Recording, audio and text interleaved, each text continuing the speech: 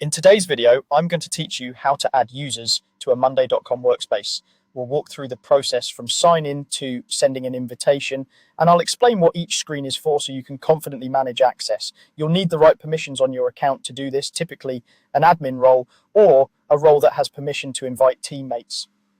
Start by going to Monday.com and signing into your account. Once you're in, look at the top right corner of the page for your profile avatar. Click it to open the menu and choose administration. This brings you into the admin area where all of your account, security, and user settings live.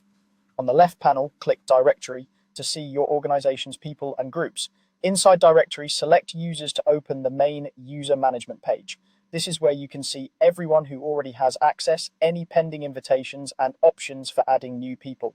From here, click Invite. A window will appear where you can add new teammates. Type the email address of the person you want to bring in. If you're inviting multiple people, you can paste several addresses at once, separated by commas, to speed things up.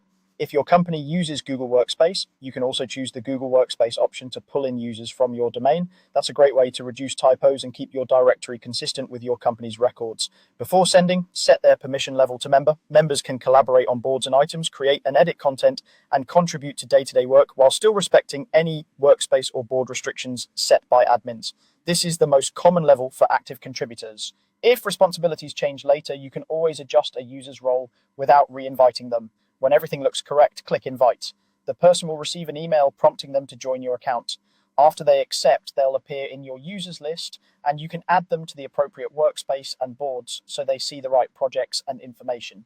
If the email doesn't arrive, ask them to check their spam or junk folder, or have your IT team allow messages from Monday.com.